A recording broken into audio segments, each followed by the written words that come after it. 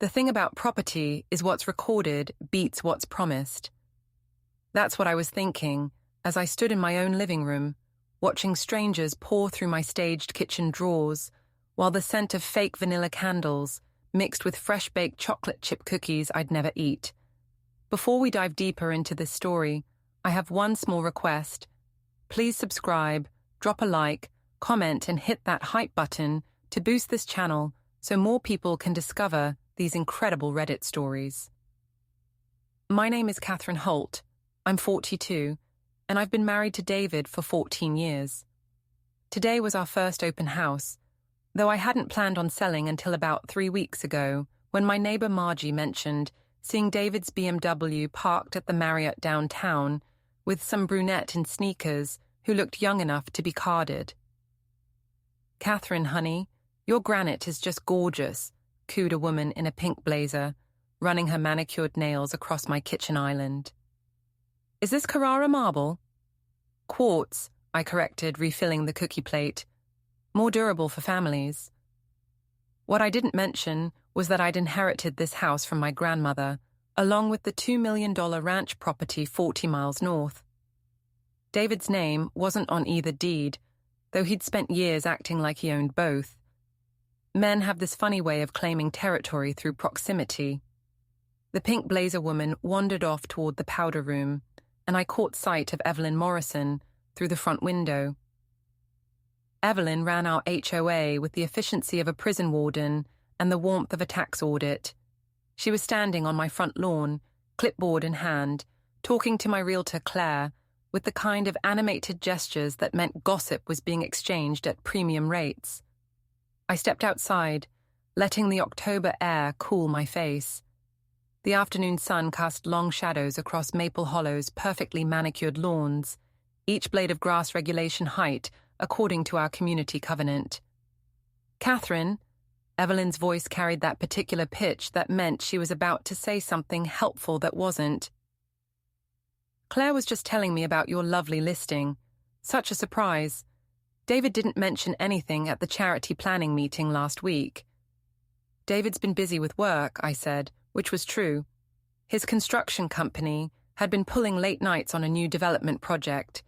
At least, that's what he'd been calling it.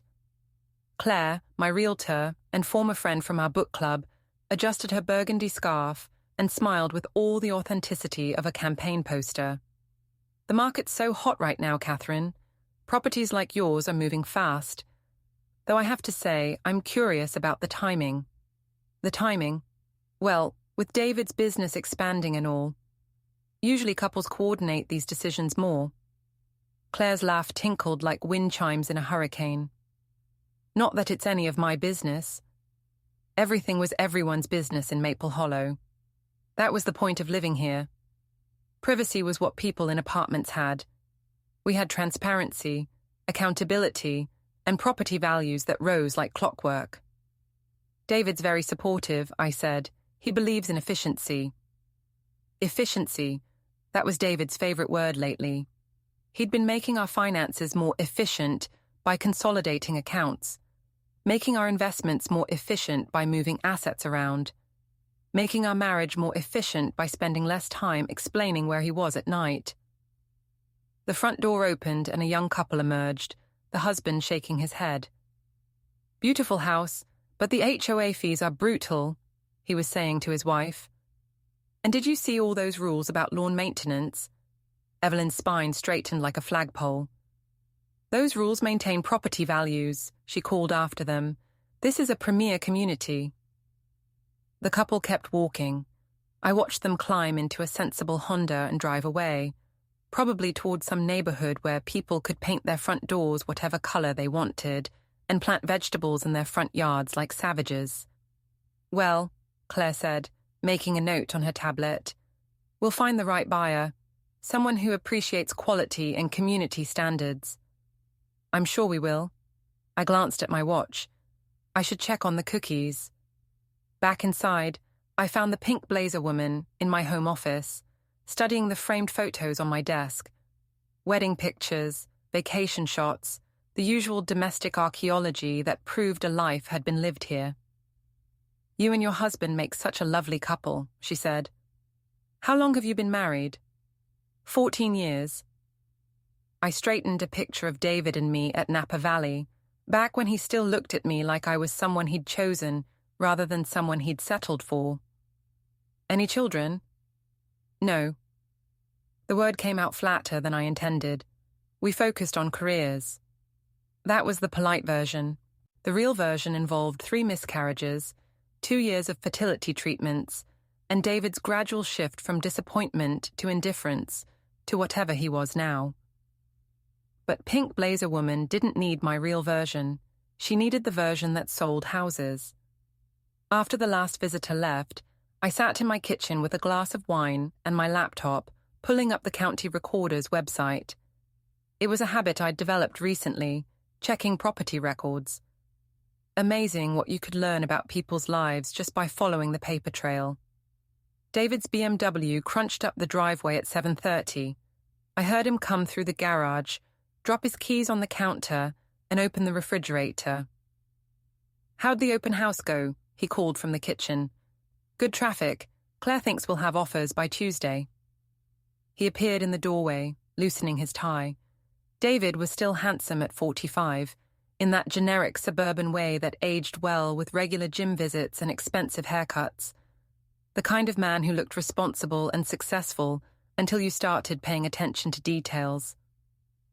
That's great, honey. This market's crazy hot. He sat down across from me, glancing at my laptop screen. What are you working on? Just checking some property records for the ranch, making sure everything's in order for tax season. Right. His expression flickered, just for a second. You know, I've been thinking we should maybe put that in both our names. For estate planning purposes, more efficient. There was that word again. Efficient. The ranch has been in my family for 60 years, I said. Grandma was very specific about keeping it in the bloodline. Of course. I just meant for tax purposes. My accountant mentioned some strategies that might save us money. I closed the laptop and smiled at him. I'll think about it. Later that night, after David fell asleep, I crept downstairs and opened my laptop again. The county website was slow at night, but I had patience. I'd been building patience like other women built retirement accounts. The search results confirmed what I'd suspected. 3 weeks ago, David had filed a quitclaim deed moving our jointly owned downtown condo into his name alone. For estate planning efficiency, no doubt. I poured another glass of wine and started making a list. If David wanted to play property games, he'd picked the wrong opponent. I'd grown up watching my grandmother manage real estate deals with handshake agreements and handwritten contracts. I'd learned that possession might be 9/10 of the law, but proper documentation was 10/10. My phone buzzed with a text from an unknown number. Saw your listing online. Very interested. Can we schedule a private showing? I stared at the message for a long moment, then deleted it. Something about the timing felt wrong. In my experience, legitimate buyers went through realtors, not random text messages at midnight. I climbed the stairs quietly, pausing at David's study. His computer was still on, screensaver cycling through photos of construction sites and architectural plans. I almost went in, almost started digging deeper, but stopped myself. Let him stack kindling. I liked watching the match in his hand. The courthouse in downtown Millfield smelled like floor wax and broken dreams. I'd been coming here twice a week for the past month, always during my lunch break, always with a different excuse for David about where I'd been. Mrs. Holt, good to see you again, said Daniel Park, the clerk who'd been helping me navigate the labyrinth of property records. Daniel was maybe 30, with the patient demeanor of someone who'd explained the difference between warranty deeds and quitclaim deeds about 1,000 times. Hi, Daniel. I need to pull some more records on the ranch property, and I want to check the recording timeline for trust documents. He led me to the computer terminal in the corner, away from the main counter where conversations carried. Everything okay? You've been doing a lot of research lately. Just being thorough. I logged into the system with my user credentials. My husband thinks I should add him to the ranch deed. I want to understand all the implications first. Smart. A lot of people don't realize that property law is all about timing and documentation. What gets recorded first? What gets recorded properly? What gets recorded at all? I pulled up the ranch records, scrolling through decades of transfers. My great-grandfather to my grandfather. My grandfather to my grandmother. My grandmother to me with specific language about it being separate property, not subject to community property laws. Daniel, hypothetically, if someone tried to transfer property they didn't legally own, what would happen? Hypothetically? He glanced around the empty records room. You can't give what you don't have. If I tried to sell you the Brooklyn Bridge, the deed would be worthless because I don't own the Brooklyn Bridge. But what if it was more complicated? Like, what if someone had access to property but not ownership? That's where it gets messy. Intent matters, documentation matters, recording order matters. He pulled up a different screen. See, the county recorder doesn't verify ownership. They just record what gets filed. But if there's a dispute, courts look at the chain of title, the dates, the proper procedures. I made notes in my phone, disguising them as grocery lists. Milk, eggs, bread, revocable trust, quitclaim deed, lis pendens. One more hypothetical, I said. If someone wanted to protect property from being fraudulently transferred, what would they do? File a lis pendens, it's Latin for pending lawsuit, basically puts the world on notice that there's a dispute over the property, makes it nearly impossible to sell until the dispute is resolved. And that's legal? If you have legitimate grounds, absolutely. It's a standard tool for protecting property rights. I thanked Daniel and drove back to Maple Hollow, my mind spinning with possibilities. David thought he was playing chess, but he was actually playing checkers. I'd been playing chess since I was 12, when my grandmother taught me that real power came from thinking 3 moves ahead. That evening, I attended our monthly HOA meeting in the clubhouse. The agenda covered the usual suburban emergencies, unauthorized lawn ornaments, complaints about dog waste, and Evelyn's ongoing campaign to ban food trucks from the main entrance. The Hendersons put up a decorative windmill without architectural approval, Evelyn was saying, consulting her clipboard like it contained nuclear launch codes. This is exactly the kind of creeping casualness that destroys property values. It's 8 inches tall, said Tommy Rodriguez, our newest board member, and the only person under 60 in the room. My kids have toys bigger than that windmill. Size isn't the point, Thomas. Rules are rules. I raised my hand. I moved to table the windmill discussion. We have bigger issues to address. Evelyn's eyebrows climbed toward her hairline. Such as property security. I've noticed some unusual activity lately. Cars driving through the neighborhood at odd hours, people taking photos of houses, that sort of thing. This got everyone's attention. Nothing motivated HOA board members like the possibility of suspicious activity. What kind of cars? Asked Margaret Chen, our secretary. Expensive ones. BMWs, Mercedes, usually late at night or early morning. I didn't mention that one of those BMWs belonged to my husband. Details were important, but so was timing. We should increase security patrols, said Bob Martinez, our treasurer. Maybe install additional cameras. I volunteer to help with night patrols, I said. I'm often up late anyway. Evelyn looked suspicious, but the motion carried. By the end of the meeting, I had official authorization to patrol Maple Hollow between 10 p.m. and 2 a.m., armed with nothing more dangerous than a flashlight and a clipboard. The first night I went patrolling, I saw David's car parked at the Starbucks on Elm Street. Through the window, I could see him sitting across from a young woman with dark hair and an expensive handbag. She was showing him something on her phone, both of them leaning close like co-conspirators.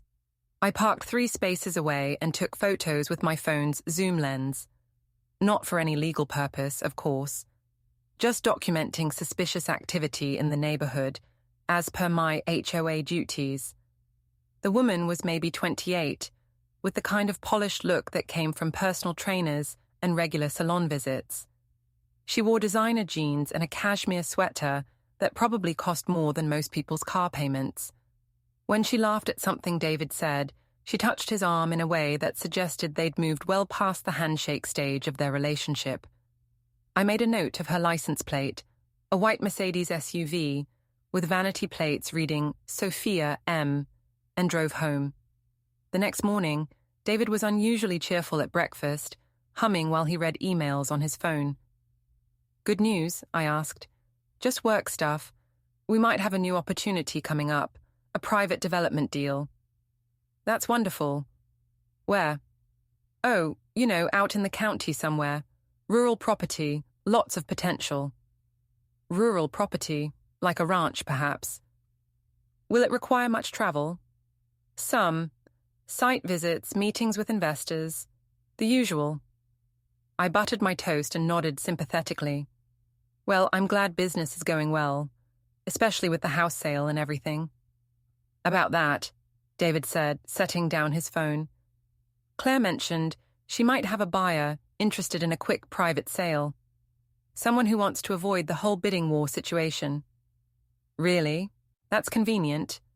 "Yeah, she said they're willing to pay cash, close fast, no contingencies. Might be worth considering." I smiled at him across the breakfast table, this man I'd shared a bed with for 14 years, who was now casually discussing selling my inherited home to finance his midlife crisis. "I'll think about it," I said. That afternoon, I called my lawyer, Patricia Wong, whom I'd known since college. Patricia specialized in family law and had seen enough divorce cases to develop a healthy cynicism about human nature. "Katherine, good to hear from you. How's married life?" "Educational. I need some advice about asset protection." "Uh-oh, what's David up to?" I gave her the abbreviated version, the mysterious meetings, the property transfers, the sudden interest in efficiency. "Classic pattern," Patricia said. "He's probably moving assets to hide them from potential divorce proceedings. The question is whether he's planning to file first or just preparing for when you figure things out." "What should I do?" "Document everything. Bank records, property transfers, any evidence of the affair. And consider filing first if you're sure the marriage is over." "I'm not ready for that yet." "Then at least protect what's yours. That ranch property, make sure it's bulletproof, set up a revocable trust, transfer it into the trust name, file all the proper paperwork. Do it now before things get uglier." After hanging up, I sat in my car outside Patricia's office building, watching people hurry past on the sidewalk. Everyone looked so purposeful, so certain of where they were going.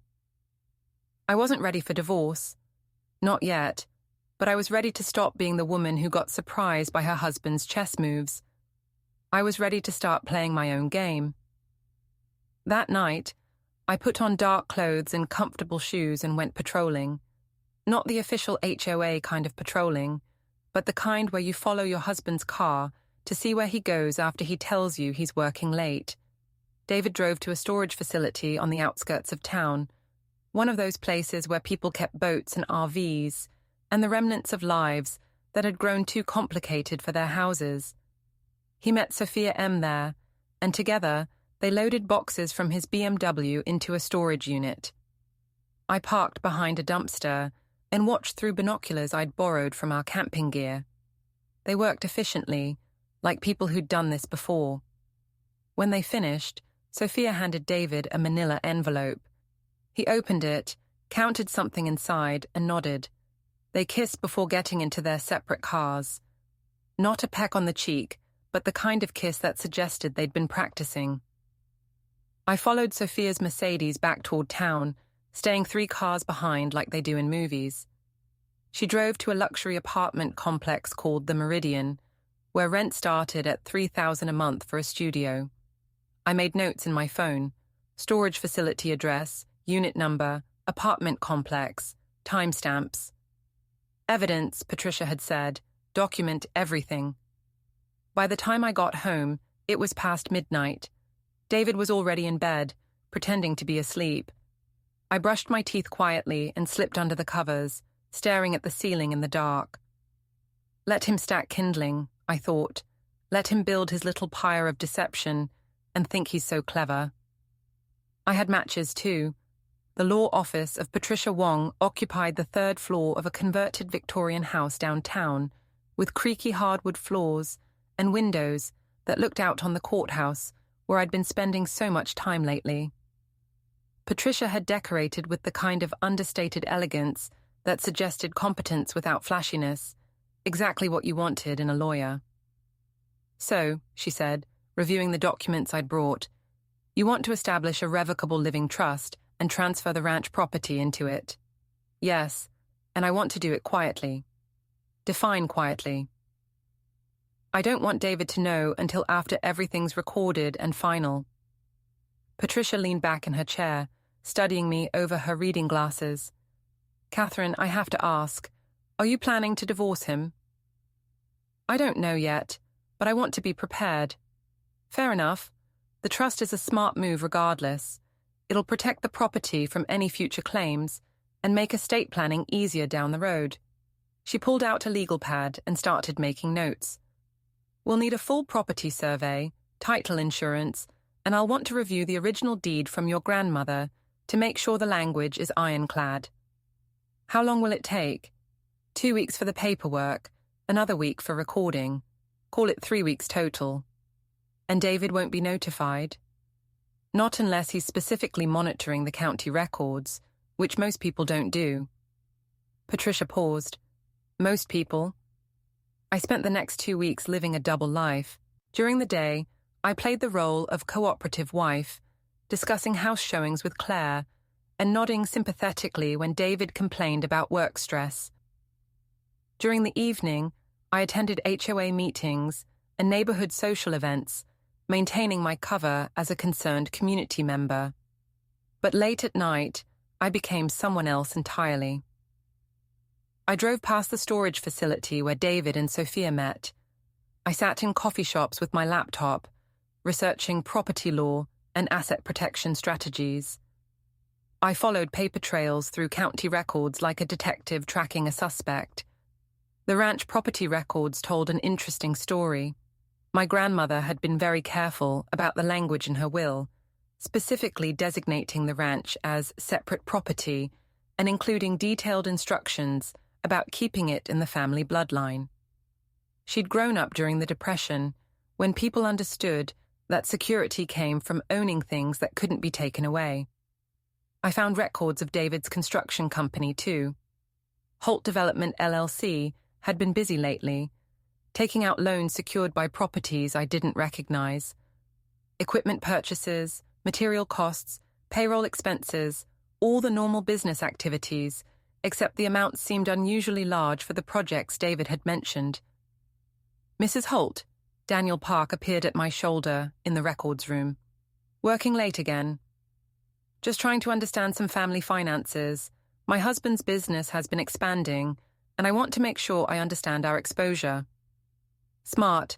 A lot of spouses don't pay attention to business finances until it's too late. He glanced at my screen. Construction companies can be especially tricky. Lots of moving parts, lots of ways for things to go wrong. What kind of things? Cost overruns, permit delays, contractor disputes, and if they're leveraging personal assets as collateral. He shrugged. Just make sure you know what you're signing. That night, I went through David's home office while he was at another late meeting. His filing system was meticulous, organized by project and date. I found contracts for the development he'd mentioned, but the scope was much larger than he'd described. Not a small residential project, but a 50-unit luxury development that would require significant upfront capital. I also found loan applications listing our house and associated rural property as collateral. Associated rural property. My ranch. The applications were dated 3 weeks ago, right around the time David had started talking about efficiency and estate planning. He'd been planning this for a while, laying groundwork, setting up his pieces on the board. But he'd made one crucial mistake. He'd assumed I wasn't paying attention. The next morning, Patricia called with good news. The trust documents are ready, and I've got a clear title report on the ranch. Your grandmother did excellent work with the original deed. It's completely separate property, no community interest whatsoever. So David has no legal claim to it? None. And once it's in the trust with you as sole trustee, it's even more protected. We met that afternoon to sign the papers. The trust was elegantly simple.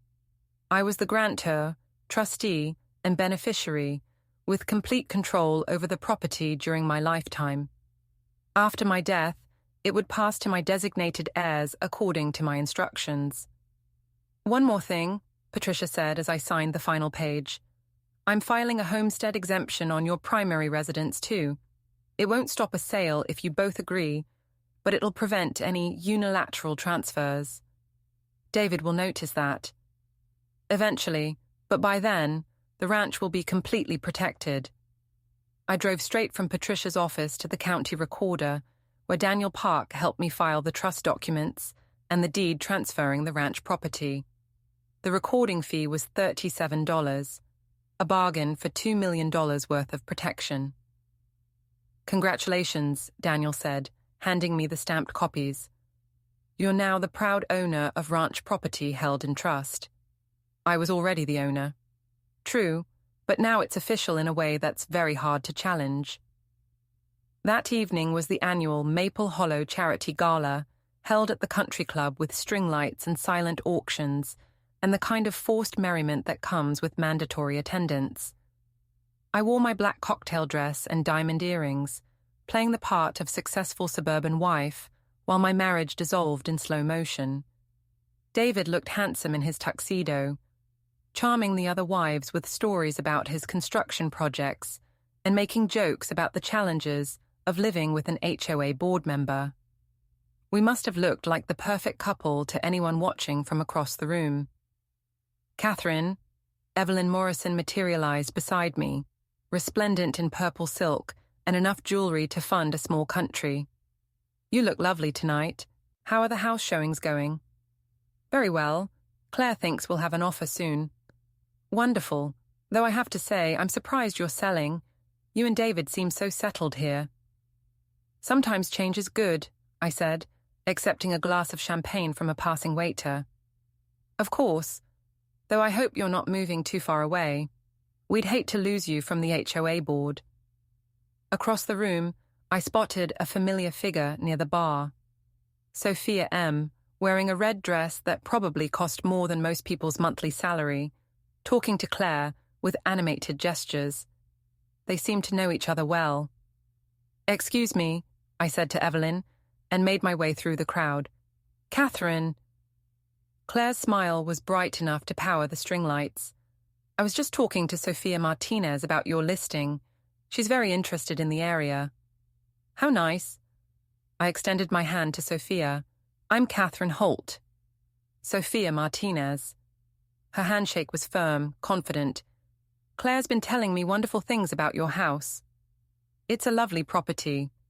Are you looking for something specific? Privacy mostly, space to spread out. I work in social media marketing, so I need room for photo shoots and content creation. Social media marketing. That explained the perfect hair and the designer everything. The house has excellent natural light, I said. Very photogenic. That's important. I specialize in lifestyle content, home design, entertaining, that sort of thing. My followers love authentic domestic spaces.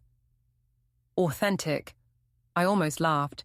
Nothing about this conversation was authentic, starting with the fact that she was sleeping with my husband while pretending to be interested in buying my house. Well, I said, I hope you find what you're looking for. I'm sure I will. I excused myself and went to the ladies' room, where I sat in a stall and processed what I'd just learned. Sophia wasn't just David's girlfriend. She was working with Claire to buy my house, probably at a below-market price as part of some larger scheme. The pieces were falling into place. David would claim financial hardship from his development project, forcing a quick sale of our assets. Sophia would buy the house through Claire at a discount, and somehow David would end up with access to the ranch property to use as collateral for his business loans. It was actually a clever plan, if you ignored the fact that it was completely illegal, and I wasn't nearly as stupid as they thought. I returned to the gala and spent the rest of the evening playing my role, making small talk and bidding on silent auction items and pretending I didn't know that half the people in the room were probably aware of my husband's affair. On the drive home, David was unusually talkative. "Nice event," he said. "Good turnout." "Mm-hmm." I talked to Bob Martinez about some potential business opportunities. He might be interested in investing in the development project. "That's nice." And Claire mentioned she might have some good news about the house soon. I stared out the passenger window at the dark streets of Maple Hollow, with their perfect lawns and their perfect secrets. "David," I said, "do you remember what you said on our wedding day about always being honest with each other?" He glanced at me, his hands tightening on the steering wheel. "Of course." "Good. I just wanted to make sure we were both remembering the same promises." We drove the rest of the way home in silence. The envelope arrived on a Tuesday morning, delivered by certified mail while David was at work. I signed for it with the kind of calm that comes from expecting bad news and getting exactly what you ordered. Inside was a deed transferring my $2 million ranch to Sophia Martinez for the sum of $5 and other good and valuable consideration. I sat at my kitchen table, reading the document twice to make sure I understood the audacity of what David had attempted. He'd forged my signature, notarized it with some accomplice, and actually filed it with the county recorder's office. $5. For property that had been in my family for 60 years. I made a pot of coffee and called Patricia Wong. "He did what?" Patricia's voice climbed an octave. "Sold my ranch to his girlfriend for $5. I'm holding the deed right now." That's incredibly stupid. Even for someone committing fraud, that's remarkably stupid. Because of the trust? Because of everything. The trust, the original deed language, the fact that he has no legal right to the property, and the fact that $5 isn't reasonable consideration for a $2 million asset. Any first-year law student could get this voided. I walked to my window and looked out at the perfectly manicured lawns of Maple Hollow. So what do we do? File a lawsuit immediately. Quiet title action, declaratory judgment, and a lis pendens to cloud any future transfers. I can have the papers ready by this afternoon. How long will it take? With evidence this clear, 6 months, maybe less. The hard part will be proving damages and getting sanctions for the fraud. After hanging up, I sat in my kitchen and thought about timing. I could file the lawsuit immediately, expose David's scheme, and watch him scramble to explain why he'd tried to steal my property. It would be satisfying in a direct, confrontational way. Or I could wait a little longer and see what else he was planning. Let him think his fraud had worked. Give him enough rope to hang himself more thoroughly. I decided to wait. That afternoon, I drove to the storage facility where I'd seen David and Sophia meeting. The manager was a tired-looking woman in her 50s who seemed grateful for any human interaction that didn't involve complaints about broken locks or pest problems. "I'm looking for information about one of your renters," I said, showing her my driver's license. "My husband rented a unit here, but I can't remember the number." "Name?" "David Holt, or maybe Sophia Martinez. They might have rented it together." She consulted her computer. "Unit 247, rented by Sophia Martinez. But I can't give you access unless you're on the rental agreement." "Of course not. I just wanted to confirm the location. We're getting divorced, and I need to know about all our assets." The manager's expression softened with sympathy. "Honey, I've seen this story before. Men think they're so clever, hiding things in storage units like we won't find out. Did you see what they stored?" "I don't make it my business to watch, but that unit's been busy lately. Lots of boxes, some furniture, looked like office equipment. I thanked her and drove home, adding another piece to the puzzle. David wasn't just hiding assets, he was preparing for something bigger. The storage unit was probably full of business records, contracts, and financial documents that he didn't want me to find during divorce proceedings. That evening, David came home with flowers and a bottle of wine. "What's the occasion?" I asked. "Do I need an occasion to buy my wife flowers?" "You haven't bought me flowers in 3 years." He laughed, but it sounded forced. "Well, I thought we should celebrate. Claire called today. She's got a serious buyer for the house." "Really? That's wonderful." "Cash offer, quick closing, no contingencies. It's exactly what we hoped for." I arranged the flowers in a vase, noting that they were the cheap grocery store kind, not the expensive florist arrangements he used to buy when we were first married. "How much?" I asked. "A little under asking price, but given the fast closing, I think we should take it." "How much under?" "Does it matter? It's a good offer in a complicated market." Everything was complicated in David's world lately. His business, his finances, his marriage, his ethics. "I'd like to see the offer before we decide." "Of course.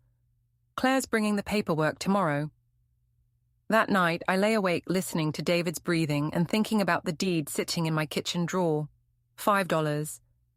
It was almost insulting, except that insults required a certain level of respect to be effective. The next morning, Claire arrived with a folder of documents and her brightest realtor smile. "Katherine, I'm so excited to show you this offer. It's really quite generous."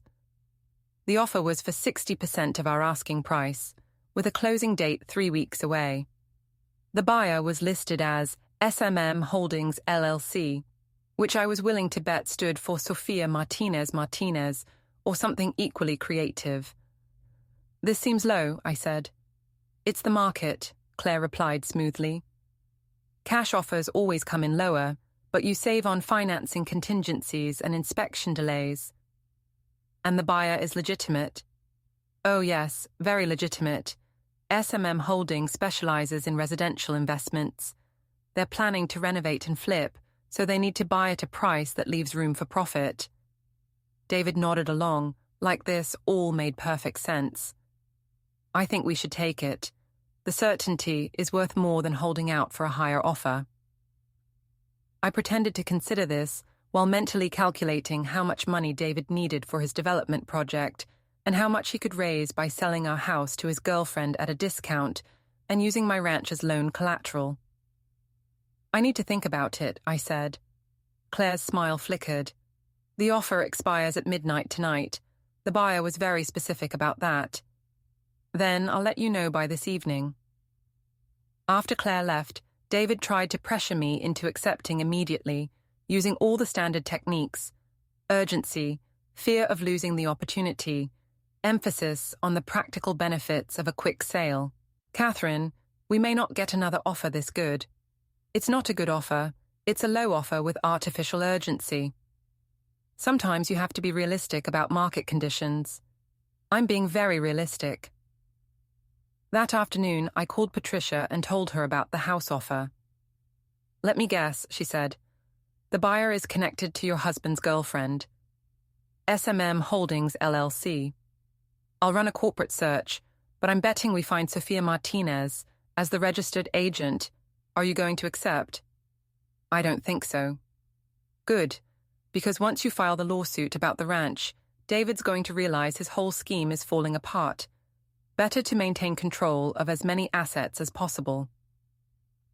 At 6 o'clock, I called Claire and declined the offer.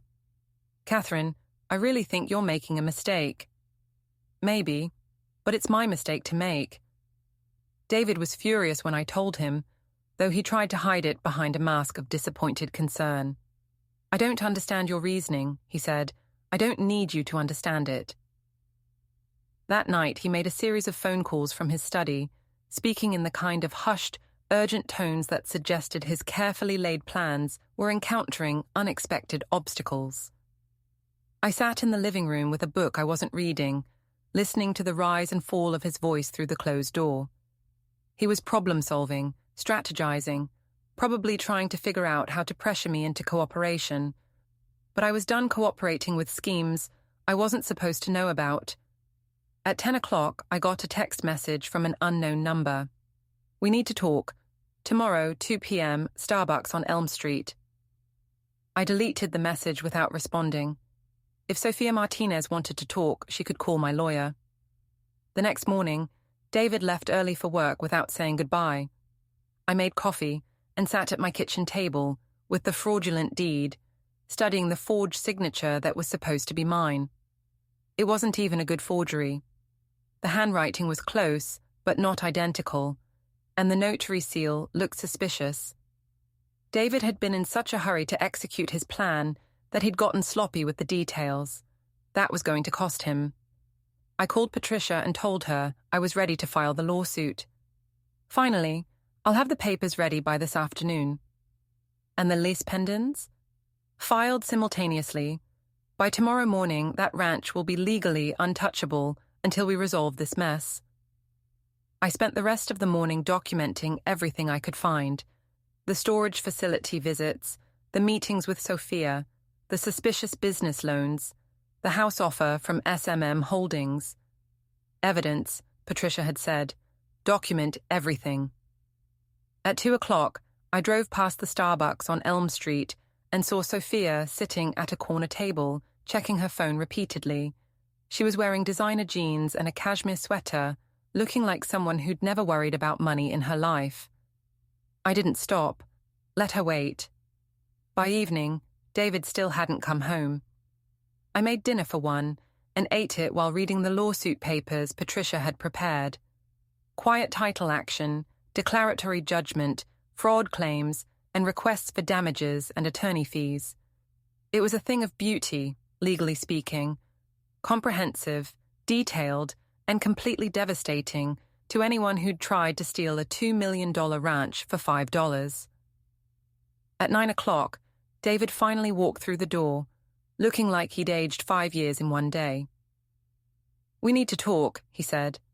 "Yes," I agreed. "We do. But not tonight. Tonight, I wanted him to worry about what I knew and what I was planning. Let him spend a sleepless night wondering how much of his scheme I'd uncovered. Tomorrow, I would show him exactly how much I'd learned about efficiency." The papers were served at David's office on a Thursday morning while I was having coffee with Evelyn Morrison, discussing the upcoming neighborhood holiday party. I'd timed it that way deliberately, let him get the news in front of his colleagues and employees, where he'd have to maintain composure while his world collapsed. My phone buzzed at 10:17 a.m. with a text from David. "What the hell is this?" I showed the message to Evelyn, who read it with the kind of horrified fascination usually reserved for traffic accidents. "Goodness, Katherine, is everything all right?" "Just some business complications," I said, sipping my latte. "David's been under a lot of stress lately." Men handle stress so poorly. Richard gets absolutely impossible when work gets busy. I nodded sympathetically while my phone continued buzzing with increasingly frantic messages from my husband. Each one was more desperate than the last, which told me the lawsuit had achieved its intended effect. At 11:30, Patricia called with an update. "The lis pendens is recorded, and David's lawyer just called asking for a meeting. He sounds panicked." "What did you tell him?" "That we're available to discuss settlement terms, but the fraud allegations aren't negotiable." "Good. Katherine, there's something else. I ran that corporate search on SMM Holdings. Sophia Martinez is the registered agent, but there's another name on the filing. Claire Brennan. Claire, my realtor and former friend, who'd been helping orchestrate the scheme from the beginning. So they were all working together. Looks like it. The house sale, the ranch transfer, probably the business loans too. It's actually quite sophisticated if you ignore the part where it's completely illegal." I thanked Patricia and sat in my car outside the coffee shop, processing this latest revelation. Claire hadn't just been David's realtor, she'd been his partner in fraud. How long had they been planning this? Months? Years? My phone rang. David. Katherine, we need to talk, right now. I'm busy. This is serious. That lawsuit, you don't understand what you're doing. I understand perfectly. You tried to steal my property and sell it to your girlfriend for $5. I'm protecting my assets. It's not what you think. Really? Then explain it to me. Silence on the other end. Then, not over the phone. Meet me at home. I'll be there at 6. I spent the afternoon at the county recorder's office with Daniel Park, reviewing the timeline of David's fraudulent filings. This is brazen, even by divorce fraud standards, Daniel said, scrolling through the records. He filed the deed on Monday. Your trust documents were recorded the Friday before. He missed it by 3 business days. What does that mean legally? Your trust deed takes priority. His transfer is void against a prior recorded interest. It's like trying to sell a car you don't own. The transaction is legally meaningless. I made copies of everything and drove home to Maple Hollow, where David's BMW was already in the driveway. He was pacing in the kitchen when I walked in, still wearing his work clothes, but looking disheveled in a way that suggested his day had gone very badly. Katherine, sit down, please. I remained standing. I'm listening. The ranch thing. It was Sophia's idea. She said it was just temporary, to help with some business financing. I was going to transfer it back after the development deal closed. You were going to transfer back property you never owned in the first place. I thought, we've been married 14 years. Community property laws, shared assets, that sort of thing. The ranch was specifically excluded from community property. You know that. He ran his hands through his hair, a gesture I'd once found endearing but now recognized as a tell. David always touched his hair when he was lying. Look, I made a mistake, a big mistake. But we can fix this. Drop the lawsuit, and I'll make sure the deed gets voided. We'll pretend this never happened. And Sophia, what about her? Are you going to pretend she never happened too? David's face flushed red. That's separate. That's personal. You involved her in fraud against me. That makes it my business. Katherine, please, be reasonable. If this goes to court, it'll destroy everything. My business, my reputation, our finances. You should have thought about that before you tried to steal my ranch. I walked upstairs and started packing a suitcase. David followed, continuing his increasingly desperate pitch for forgiveness and cooperation. Where are you going? Hotel. Until this is resolved, I don't think we should be living together. You can't just leave. Watch me. I packed efficiently, clothes for a week, important documents, jewelry, and the spare laptop where I'd been documenting David's activities. Everything else could wait. As I carried my suitcase downstairs, David made one final attempt at control. If you go through with this lawsuit, I'll file for divorce. I'll claim you abandoned the marriage. I'll fight you for everything. I stopped at the front door and looked back at him. This man I'd loved and trusted and built a life with, who was now threatening me for refusing to be robbed. David, I said, let me explain something about efficiency. My husband sold my $2 million ranch to his new lover for $5. He expected tears. Instead, I smiled. He didn't know I'd acted long before he did. Silence isn't weakness. It's the sound of a woman who's already won. I left him standing in our foyer and drove to the Hampton Inn downtown, where I checked into a suite with a kitchenette and a view of the courthouse where our legal battle would unfold. That evening, I ordered room service and spread my documents across the hotel desk like a general planning a campaign. Bank records, property deeds, photographs, email printouts, everything I'd gathered during months of careful investigation. My phone buzzed with a text from Claire. Katherine, we should talk. There are things you don't understand about the situation. I replied, talk to my lawyer. Another text, this one from Sophia. This doesn't have to be complicated. I'm willing to discuss a reasonable settlement. I deleted it without responding. At 9 o'clock, Patricia called with more news. David's lawyer wants to meet tomorrow morning. They're claiming it was all a misunderstanding. that David was trying to protect the ranch from potential business creditors by temporarily transferring it to a third party. That's ridiculous. Of course it is, but it tells us they're looking for an exit strategy that doesn't involve criminal charges. Are criminal charges possible? Fraud, forgery, conspiracy, absolutely. The question is whether you want to pursue them or settle for civil remedies. I looked out my hotel window at the lights of downtown, thinking about David and Sophia and Claire, probably meeting somewhere right now to strategize their next move. Let's hear what they have to say tomorrow. And if their offer isn't acceptable, then we go to trial and let a jury decide what happens to people who try to steal ranches for $5. I spent that night in the hotel bed, staring at the ceiling and thinking about the past 14 years. The good times and the bad times, the dreams we'd shared and the promises we'd broken. It felt like mourning, except the person I was mourning was still alive. He'd just become someone I didn't recognize. The next morning, I woke up to 17 missed calls from David and a voicemail from Claire asking me to please be reasonable about this situation. I ordered coffee from room service and called Patricia. Ready for the settlement conference? Ready. Good, because I have a feeling today is going to be very interesting.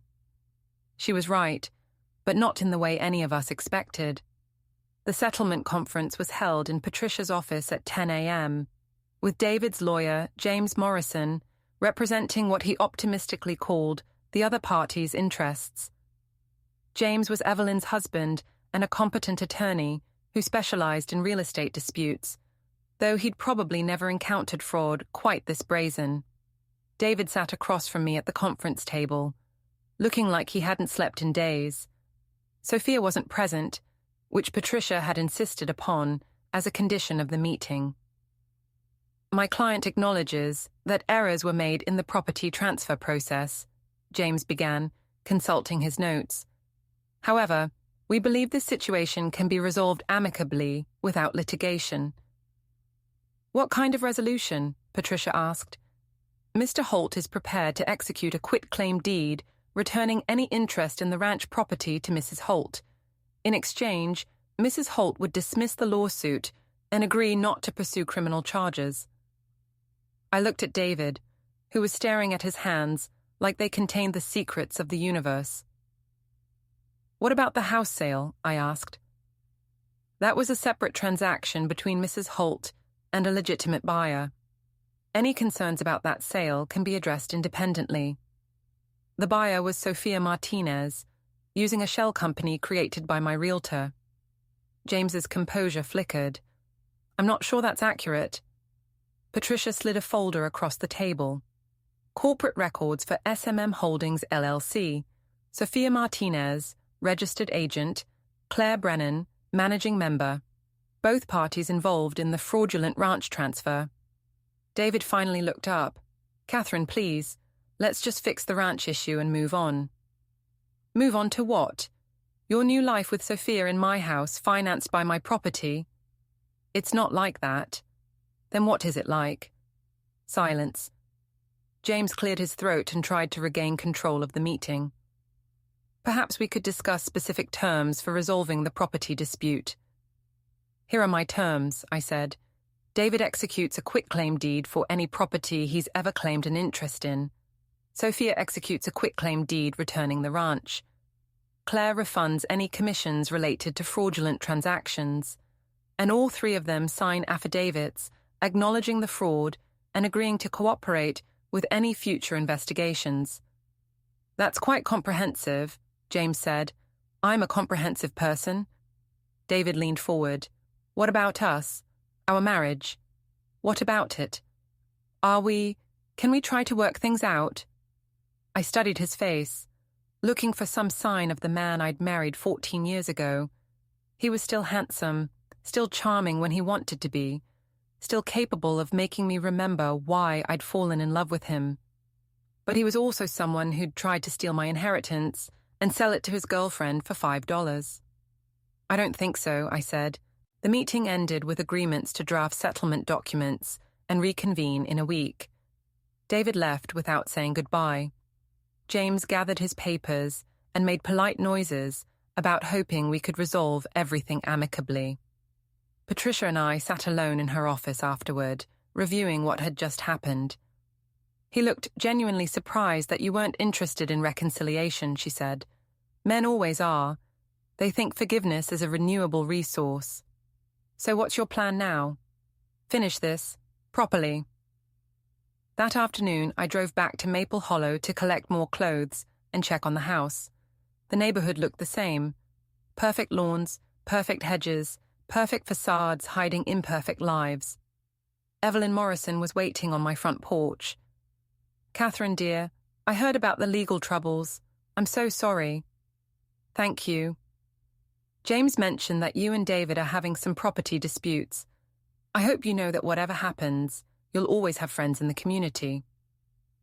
I unlocked my front door, noting that David had been there recently. His coffee cup was still on the kitchen counter, and the mail was sorted in a way that suggested he'd been looking for something specific. Evelyn, can I ask you something?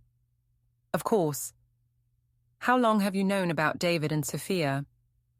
Her face went through several expressions before settling on resigned honesty. A few months. Richard saw them together at a restaurant downtown. And you didn't think to mention it? I thought about it, but marriage is so complicated, and sometimes people work things out on their own. And sometimes they don't. Yes, sometimes they don't. I packed another suitcase and was loading it into my car when Tommy Rodriguez appeared from his house across the street. Mrs. Holt, everything okay? Just collecting some things. I heard about the lawsuit. If you need anything, witness statements, documentation, whatever, just let me know. Thank you. That's very kind.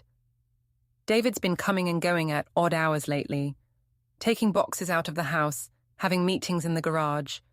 I've got security cameras if you need them. This was why I'd always liked Tommy. He paid attention to details without making judgments. I may take you up on that. That evening, I had dinner at the hotel restaurant and reviewed the settlement documents Patricia had drafted. They were thorough and unforgiving, requiring David and his co-conspirators to acknowledge their fraud and return everything they'd taken or attempted to take. My phone buzzed with a text from Sophia. Can we please talk? This has gotten out of hand. I replied, You're right. It got out of hand when you helped my husband try to steal my property. Another text. I never meant for anyone to get hurt. Too late. At 10 o'clock, David called. Katherine, I know you're angry, but we need to discuss practical matters. The house, the finances, how we're going to handle the divorce. Are we getting divorced? Aren't we? I thought about that question. 3 months ago, if someone had told me I'd be living in a hotel while my husband faced fraud charges, I would have laughed. Marriage was supposed to be permanent, sacred, built to withstand normal human failures. But trying to steal your spouse's inheritance wasn't a normal human failure. Yes, I said, we're getting divorced. Then we need to be practical about asset division. I'm being very practical. I'm keeping what's mine and letting you keep what's yours. Katherine, please. I made mistakes, but I'm still your husband. Doesn't that count for something? It counted for something when you made the mistakes. Now it's just a legal status we need to change. I hung up and went to bed, but sleep was elusive. Every time I closed my eyes, I saw David's face across the conference table, looking genuinely confused that his wife wasn't grateful for his willingness to return the property he'd tried to steal. The next morning brought news that changed everything. Patricia called at 8 a.m., her voice tight with controlled excitement. Katherine, we have a problem. A good problem, but a problem. What kind of problem? The FBI wants to talk to you. The FBI. Apparently, David's development project is connected to a larger investigation. Money laundering, construction fraud, something involving federal contracts. Your lawsuit triggered some kind of alert in their system. I sat down heavily on the hotel bed. Am I in trouble? No, you're a victim, but this case just got much bigger than a simple divorce fraud. How much bigger? The kind where people go to federal prison. I stared out the hotel window at the courthouse across the street, thinking about David and his development project, and all those late-night meetings I'd assumed were about his affair. Patricia? Yes? I think I'm going to need a bigger lawyer. 3 hours later, I was sitting in the federal building downtown, talking to FBI agent Sarah Chen about my husband's business activities. Agent Chen was about my age, with the kind of calm competence that came from investigating financial crimes for a living. Mrs. Holt, we've been monitoring Mr. Holt's business accounts for several months as part of a broader investigation into construction fraud in federal housing projects. I had no idea. We believe you. Your lawsuit actually helped us establish a timeline for some suspicious transactions. She consulted her notes. The ranch property, your husband was planning to use it as collateral for loans related to the housing project. That's what it looked like. The project is fraudulent, fake permits, inflated costs, phantom subcontractors. Your husband and his partners have been billing the federal government for work that was never done. I felt something cold settle in my stomach. How much money? Preliminary estimates suggest about $12 million. $12 million. David hadn't just been cheating on me, he'd been cheating the federal government. No wonder he'd been desperate to get access to my ranch. What happens now? We'll need you to testify about the property fraud, and we'll need access to any financial records or communications you might have. I thought about the boxes of documents I'd been collecting, the photographs, the timeline I'd constructed of David's activities. I have quite a bit of documentation. Excellent. We'll also need you to be careful. Financial fraud cases can get complicated, and people under investigation sometimes make poor decisions. What kind of poor decisions? The kind where they try to intimidate witnesses or hide assets or flee the jurisdiction. That evening, I called Patricia and told her about the FBI meeting. This changes everything, she said. The divorce case, the property fraud, all of it becomes secondary to the federal investigation. What should I do? Cooperate fully with the FBI and prepare for this to take a very long time. Federal cases move slowly, but they're thorough. And David? David is going to federal prison. I hung up and sat in my hotel room, processing the fact that my marriage hadn't just ended. It had exploded into a federal case that would probably make the local news. My phone buzzed with a text from David. We need to talk, tonight. It's important. I stared at the message for a long moment, then forwarded it to Agent Chen. She called back immediately. Mrs. Holt, don't meet with your husband alone. If he wants to talk, it should be through lawyers. Do you think he knows about the investigation? He will soon. We're executing search warrants tomorrow morning. Tomorrow morning. By this time tomorrow, David would know that his $12 million fraud scheme had collapsed and his wife had been cooperating with federal investigators. I ordered room service and spent the evening organizing my documents for the FBI. Bank records, property deeds, photographs, email printouts, everything I'd gathered during months of thinking I was investigating a simple affair. It turned out I'd been documenting a federal crime. At midnight, my phone rang. David. Katherine, please. I know you're angry, but there are things you don't understand. Things that are bigger than just us. I understand more than you think. No, you don't. This development project, it's not what it looks like. I got in over my head, but I was trying to protect us. By stealing my ranch. By trying to keep us out of a very bad situation. What kind of situation? Silence on the other end. Then, the kind where people go to prison. David, are you in trouble with the federal government? More silence. Then quietly. Yes. How much trouble? The kind that doesn't go away. I closed my eyes and thought about the man I'd married, who'd been funny and ambitious and honest, at least as far as I'd known. When had he become someone who defrauded the federal government and tried to steal his wife's inheritance. David? Yeah? Turn yourself in. Cooperate with the investigation. Maybe they'll be lenient. Katherine, I can't. There are other people involved. People who won't understand if I cooperate. Then you're on your own. I hung up and turned off my phone.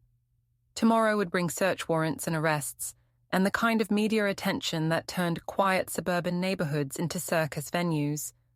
But tonight, I was just a woman in a hotel room, mourning a marriage that had died not from lack of love, but from lack of honesty. Outside my window, the city lights sparkled like stars, and somewhere in Maple Hollow, David was probably packing a suitcase and wondering how his carefully planned life had collapsed so completely. The answer was simple. He'd underestimated his wife, and now he was going to pay for that mistake with the rest of his life. The FBI raid happened at dawn on Friday morning, with enough federal agents to invade a small country descending on David's office building. I watched the news coverage from my hotel room, drinking coffee and feeling strangely detached from the drama unfolding on screen. Federal agents executed search warrants this morning at Holt Development LLC as part of an ongoing investigation into construction fraud involving federal housing contracts, the reporter was saying. Company owner David Holt was taken into custody for questioning. My phone started ringing immediately. Patricia, Agent Chen, reporters who'd somehow gotten my number, neighbors from Maple Hollow wanting to know if I'd known about David's criminal activities. I answered Patricia's call and ignored the rest. "How are you holding up?" she asked. "Better than expected. Is he under arrest?" "Detained for questioning. They'll probably charge him formally next week." "And the property fraud?" "Small potatoes compared to the federal charges, but it establishes pattern and motive, so it's still relevant." I spent the day avoiding phone calls and watching news coverage of my husband's spectacular fall, from suburban respectability to federal defendant. The local stations were having a field day with the story.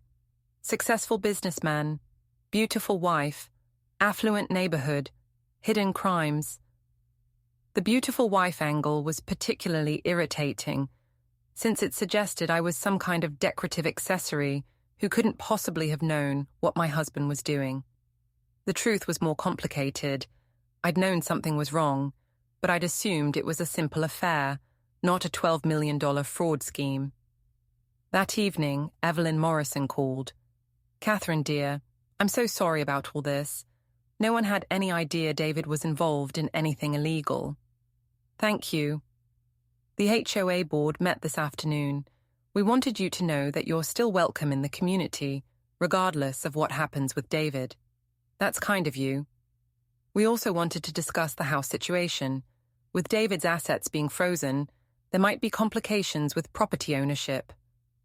I almost laughed. Even in the middle of a federal investigation, Evelyn was worried about property values and community standards. "The house is in both our names, but I can make the payments independently if necessary. Of course, we just want to make sure everything stays stable in the neighborhood." After hanging up, I realized that Evelyn's call represented a kind of victory. 3 months ago, I'd been the quiet wife who attended HOA meetings and made small talk at charity events. Now I was the woman who'd exposed her husband's crimes and cooperated with federal investigators. I'd gone from invisible to formidable, and people were treating me accordingly. The next week brought a flurry of legal activity. David was formally charged with wire fraud, money laundering, and conspiracy. Sophia and Claire were arrested as co-conspirators in the property fraud scheme. The development project was shut down, and David's assets were frozen pending resolution of the criminal case. I testified before a federal grand jury about the ranch deed and David's attempts to use my property as loan collateral. The prosecutors were thorough and professional, walking me through every detail of the fraud scheme. "Mrs. Holt," the lead prosecutor asked, "did you have any knowledge of your husband's criminal activities?" "No, I thought he was having an affair. I had no idea he was defrauding the federal government." When did you first become suspicious of his activities? When he started talking about efficiency and trying to get his name on my inherited property. And what did you do? I documented everything and protected my assets. Then I filed a lawsuit when he tried to steal my ranch. That lawsuit led to this investigation. Apparently. The grand jury returned indictments against David, Sophia, Claire, and 3 other co-conspirators. The charges carried potential sentences of 10 to 20 years in federal prison. David's lawyer tried to negotiate a plea deal, but the prosecutors weren't interested in leniency. The fraud had been too extensive, too deliberate, and too damaging to federal housing programs. 6 months later, David pleaded guilty to all charges in exchange for a sentence of 15 years in federal prison. Sophia got 10 years, Claire got 5 years and the loss of her real estate license. The ranch was returned to my trust without controversy. The house was sold to pay David's legal fees and restitution obligations. I used the proceeds to buy a smaller place in a different neighborhood where people didn't know my story and didn't treat me like either a victim or a celebrity. On the day David was sentenced, I sat in the federal courthouse and watched him stand before the judge in an orange jumpsuit, looking nothing like the successful businessman who'd tried to steal my ranch for $5. "Mr. Holt," the judge said, "your crimes represent a profound betrayal of public trust and personal relationships. You defrauded the federal government, you defrauded your business partners, and you attempted to defraud your own wife.